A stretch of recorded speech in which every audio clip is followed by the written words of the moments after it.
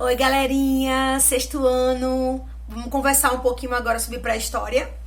Olha só, já em sala de aula, a gente vinha falando sobre as teorias da evolução da espécie humana. Vamos retomar um pouquinho, tá? Essas teorias e já entrar um pouco mais com a pré-história. O que nós vimos em sala de aula? Nós vimos que existem 3 teorias que falam bastante sobre a evolução da espécie humana. A primeira teoria que nós vimos foi o criacionismo. Em que se baseia o criacionismo? O criacionismo se baseia no livro de Gênesis, que é o livro bíblico, que explica que a espécie humana, não é isso? Foi criada por Deus, bem como todas as outras coisas que habitam na Terra, certo? Ou seja, é uma teoria importante porque retrata a questão da fé, mas não é uma teoria que possa ser tida, né, como científica, certo? Porque não há comprovação científica. Aí vem o evolucionismo, muito trabalhado na biologia, né, nas áreas das ciências como um todo, que diz que o ser humano nada mais é, né, do que o fruto de um processo de evolução. Então ele fala desde o ser, na verdade fala desde o Big Bang, né, com a organização do planeta em si, mas enquanto ser, ele fala desde o ser unicelular, né, ou uma bactéria, que teria evoluído, óbvio que com milhares e milhares de anos, até chegar num ser que seria o primata, tá? Pra quem não entende, né? Os meus alunos entendem porque a gente discutiu muito isso em sala de aula. Pra quem não entende, o primata, ele não é um macaco. Nenhum ser humano, né, veio do macaco. Caso contrário, não existiria mais macaco, né, no planeta, ou todos nós ainda seríamos macacos. Então, descarta completamente essa possibilidade, tá? O que aconteceu de fato? Imaginem uma árvore. E a raiz dessa árvore tá lá escrito primata. Primeiro ser. Este que deu, certo? A origem a várias outras espécies. E aí, continuando com o caule da árvore, você vai ter os galhos. Em cada um dos galhos dessa árvore, você vai ter uma espécie. O macaco, o mico, o orangotango, o chimpanzé, o gorila, porque para quem não sabe, nenhum desses é igual, certo? Gorila não é macaco, macaco não é mico, mico não é chimpanzé e mico é de quem achar que é, né? Não é de jeito nenhum. E outro galho é a corrente evolutiva do humano. E é com esse galho que a gente está preocupado no momento de estudar, né? A espécie humana, ela vai evoluir.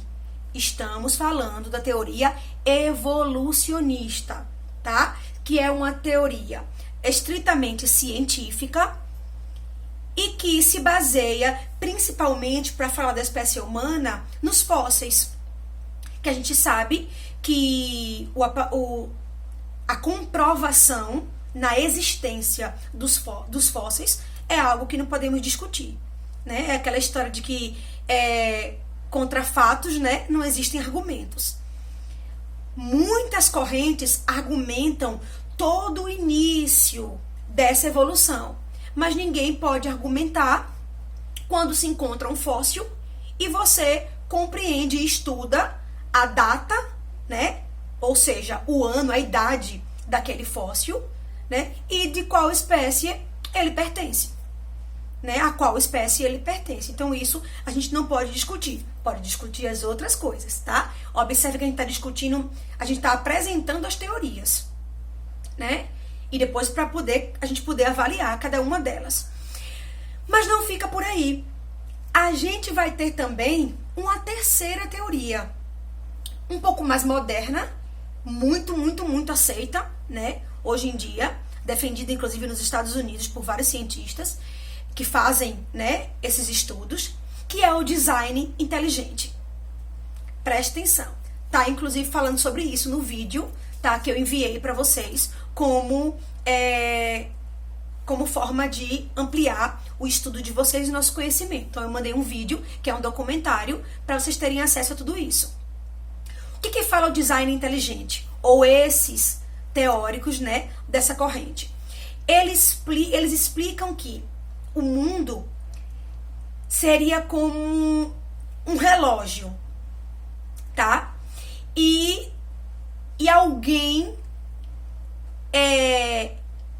vai funcionar como máquina para esse relógio. Eu vou tentar explicar melhor. É como se existisse um grande projetista. Alguém que projetou tudo isso que está acontecendo. Eles não usam o nome de Deus, diferentemente dos criacionistas. Eles também não descartam a existência de um ser criador, diferente dos evolucionistas. Eles estão ali, digamos que no meio termo. Eles defendem que existiu um ser criador, mas também compreendem que esse ser criou o ser humano dotado de capacidade para evoluir. Aí você começa a pensar, então explica os fósseis. Explica também a origem a partir de um ser maior, de uma energia maior, né? Alguém mais poderoso. Então, você vai ter o criacionismo totalmente voltado, né, para a religião e para a crença em Deus como criador de tudo. Você vai ter o evolucionismo, que se baseia estritamente em evidências científicas.